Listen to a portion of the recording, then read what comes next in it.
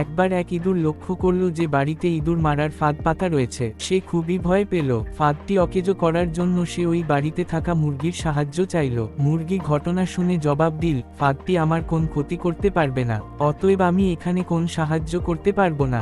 মুরগির কাছ থেকে এই উত্তর শুনে ইঁদুর খুব দুঃখিত হলো এবং ছাগলের কাছে গিয়ে সাহায্য চাইল। ছাগল ফাঁদের কথা শুনে বলল, ওই ফাঁদ বড়দের জন্য নয়, আমি এখানে তোমাকে কোন সাহায্য করতে পারবো না। ইঁদুর ছাগলের কাছ থেকে একই উত্তর শুনে দুঃখিত হয়ে গরুর কাছে এলো। সব কথা শুনে গরু বলল, ইঁদুরের ফাঁদ আমার মতো বড় প্রাণীর কোন ক্ষতি করতে পারবে না, যা আমার কোন ক্ষতি করতে পারবে না তাতে আমি সাহায্য করতে পারবো না। ইঁদুর শেষ পর্যন্ত নিরাশ হয়ে তার ঘরে ফিরে এলো। রাতের বেলা বাড়ির কর্ত্রী অন্ধকারের ভিতর বুঝতে পারলেন যে ফাঁদে কিছু একটা ধরা পড়েছে। অন্ধকারে ফাঁদের কাছে হাত দিতেই উনি হাতে কামড় খেলেন এবং দেখলেন ফাঁদে ইঁদুরের বদলে সাপ ধরা পড়েছে। তার চিৎকারে কর্তার ঘুম ভাঙল। তাড়াতাড়ি ডাক্তার ডাকা হলো। চিকিৎসা শুরু হয়ে গেল, কিন্তু অবস্থা মোটেই ভালো না। পথ্য হিসেবে ডাক্তার মুরগির স্যুপ খাওয়াতে বললেন। স্যুপের জন্য কর্তা মুরগিকে জবাই করে দিলেন। অবস্থা আস্তে আস্তে আরো খারাপ হতে লাগলো। দূর দূরান্ত থেকে আরো অনেকে আত্মীয় স্বজন আসতে লাগলো। বাধ্য হয়ে কর্তা ছাগলকে জবাই করলেন তাদের আপ্যায়ন করার জন্য।